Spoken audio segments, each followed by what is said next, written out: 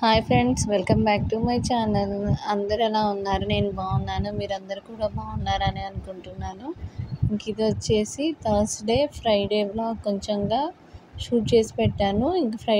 Thursday రోజు night మొత్తం అంతా ముందు రోజు నైట్ అంతా కిచెన్ అంతా నీట్గా క్లీన్ చేసేసి పెట్టుకున్న తర్వాత ఆ రోజు టిఫిన్కి వచ్చేసి ఇడ్లీ వేసాను అనమాట.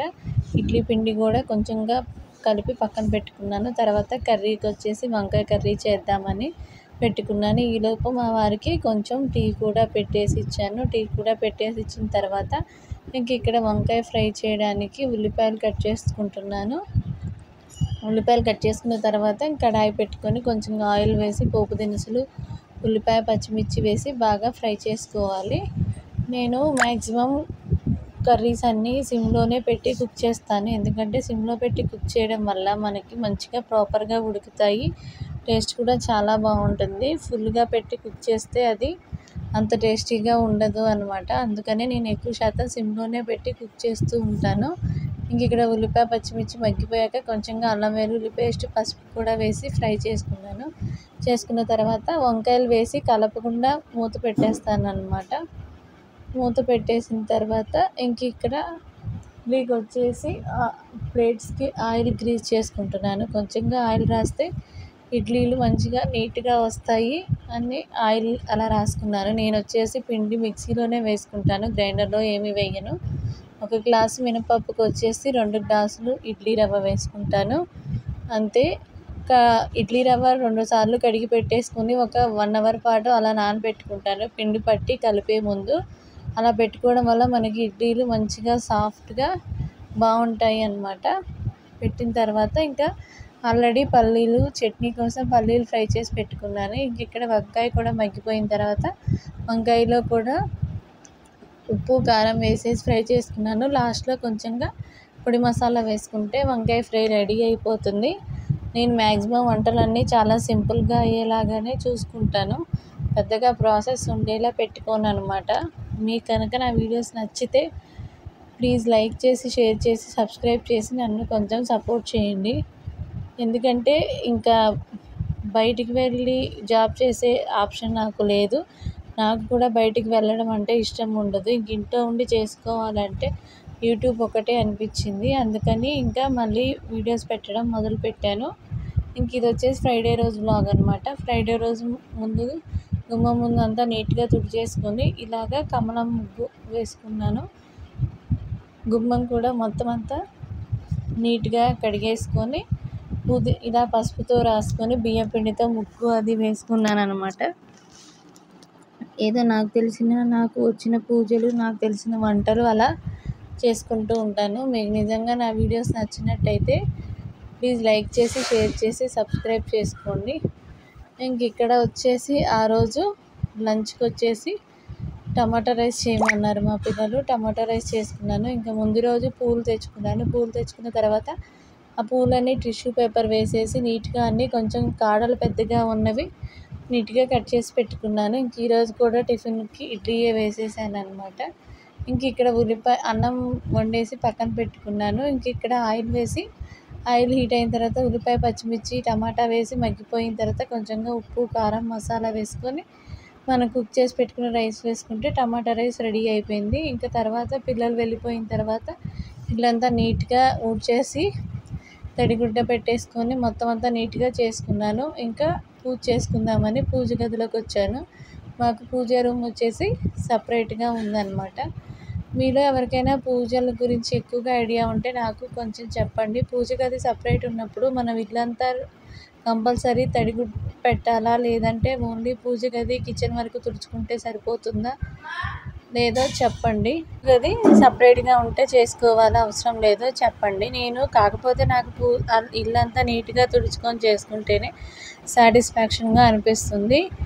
పూజ చేసేదానికి 10 to 15 minutes టైం పడుతుంది. కానీ ఇవంతా క్లీన్ చేసుకునేటప్పుడు టైం అంతా సరిపోవడం వల్ల పూజ చేసి మళ్ళీ ఎండ వస్తే పూజ చేయాలన్న ఇంట్రెస్ట్ కూడా ఉండట్లేదు. లేదంటే ఎర్లీ మార్నింగ్ 5కి అలా లేచి పూజ చేసుకోవాలన్నమాట. చూస్తున్నాను ఎర్లీ మార్నింగ్ లేచి పూజ చేసుకోవడానికి. కార్తీక మాసంలో అయితే కంపల్సరీ లెగుస్తాం, కానీ మిగతా రోజుల్లో అంటే లెగడం కొంచెం కష్టంగా అనిపిస్తుంది. ఇక్కడ కొంచెం పసుపు, గంధం, రోజ్ వాటర్ కలిపేసుకొని ఇక్కడ ఇలా అంతా పూజ కుందులు నీట్గా తోమేసుకున్న తర్వాత వాటిని మంచిగా ఒక కాటన్ క్లాత్ పెట్టి నీట్గా తుడుచుకున్న తర్వాత వాటన్నిటికీ మంచిగా గంధము, కుంకుమతో బొట్లు పెట్టుకున్నాను. ఓన్లీ శుక్రవారం రోజు మాత్రం గజలక్ష్మి దీపం, వెండి దీపం ఉంటుంది. ఆ వెండి దీపం ఓన్లీ శుక్రవారం పెట్టుకుంటాను. మామూలు రోజుల్లో ఇత్తడి దీపం ఉంటుంది, గజలక్ష్మి దీపం, అది పెట్టుకుంటాను అన్నమాట. ఇంకా ఇలా నాకు తెలిసిన విధంగా నేను చేసుకోగలిగిన విధంగా పూజలు చేసుకుంటూ ఉంటాను. ఇంకా శనివారం అయితే పిండి దీపాలు అలా పెట్టుకుంటాను. ఇంతకుముందు ఉపవాసాలు అవి బాగానే ఉండేదాన్ని, కానీ ఇప్పుడు ఆరోగ్యం కొంచెం సహకరించకపోవడం వల్ల ఉపవాసాలు అనేవి ఏమీ ఉండడం లేదు అన్నమాట. ముందుగా మన ఆరోగ్యం సహకరించితేనే కదా ఏ పూజలైనా, ఏ వ్రతమైనా, ఏదైనా చేయగలము.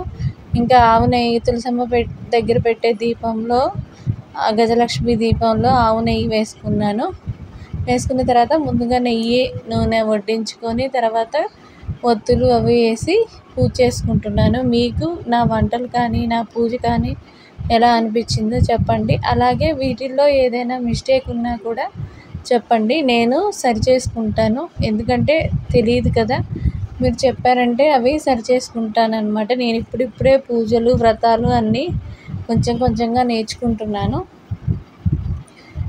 డైలీ దీపారాధన చేసుకోవాలని ఉంటుంది, కాకపోతే అన్ని పనులు మనమే చేయాలి అనేసరికి కరోనా వ్యాక్సినేషన్ తర్వాత చాలా వీక్ అయిపోయింది కదా, అందరి బాడీల్లో కూడా చాలా చేంజెస్ వచ్చాయి. మెయిన్గా నాకు చాలా ఇబ్బంది అయిపోయింది వ్యాక్సినేషన్ వేసిన తర్వాత. అందులో రీసెంట్గా కూడా నాకు కొంచెం హెల్త్ బాగోకపోవడం వల్ల ఒక 1 week to 10 days హాస్పిటల్లో ఉన్నానన్నమాట. అందువల్ల ఇంకా అసలు ఓపిక ఉండడం లేదు. ఏదో ఇంకా కొంచెం ఓపిక చేసుకొని కుదిరిన రోజు ఇలా పూజ చేసుకుంటూ ఉంటున్నాను. కాకపోతే నాకు డైలీ దీపం పెట్టుకోవడం ఇష్టం. అలాగే పెట్టిన దీపం కూడా ఎక్కువసేపు చాలాసేపు వెలిగితే పూజ గది చూడటానికి చాలా నిండుగా అనిపించి ప్రశాంతంగా అనిపిస్తుంది. చూస్తున్నాను, మ్యాక్సిమం డైలీ చేయడానికి ట్రై చేస్తున్నాను. కాకపోతే వీలుని బట్టి చూసి చేసుకుంటాను అన్నమాట. మీకు కనుక నా వీడియోస్ నచ్చితే ప్లీజ్ లైక్ చేసి, షేర్ చేసి, సబ్స్క్రైబ్ చేసుకోండి. అంతే, నాకు తెలిసినవి వంటలు, ముగ్గులు, పూజలు అంతే. ఇంకా నాకు తెలిసినవి అవే కాబట్టి నాకు వచ్చినవే నేను పెట్టగలను. వేరే వాళ్ళ కంటెంట్ అంటే వేరే వాళ్ళ వీడియోస్ అలాంటివి, వాటికి రివ్యూస్ అంటూ అలాంటివి కూడా నేను ఏమీ పెట్టలేను. ఏదైనా వీడియోస్ చూసినప్పుడు కొన్ని నచ్చకపోతే నేను కామెంట్ పెట్టను అని చెప్పట్లేదు. అంటే మంచిగా ఇప్పుడు ఉన్న ప్రజెంట్ సొసైటీలో మనం ఎంతో జాగ్రత్తగా ఉన్నా కూడా ప్రాబ్లమ్స్ అనేవి ఎట్నుంచి ఎలా వస్తున్నాయో తెలియదు కాబట్టి ఫస్ట్ ముందుగానే మనమే జాగ్రత్తగా ఉన్నామంటే వేరే వాళ్ళు మనల్ని అనే ఛాన్స్ ఉండదు కదా. అందుకని ముందుగా మన వైపు నుంచి మనం జాగ్రత్తగా ఉంటే మంచిది అని నా అభిప్రాయం. అలాగే చిన్నపిల్లల్ని డ్యాన్సులు, రీల్స్ అలవాటు చేసే తల్లిదండ్రులని కూడా నాకు ఎందుకనో నచ్చదు అన్నమాట. ఎందుకంటే పిల్లలకి ఇప్పటి నుండే మనం అవి అలవాటు చేస్తే ఇప్పుడున్న ప్రజెంట్ జనరేషన్ పిల్లలు మామూలుగానే కొంచెం ఫాస్ట్గా ఉన్నారు. మనమే చిన్నప్పటి నుంచి అలవాటు చేసి కొంచెం పెద్ద అయిన తర్వాత వాటిని వద్దు అన్నా వాళ్ళు మన మాట వినరు.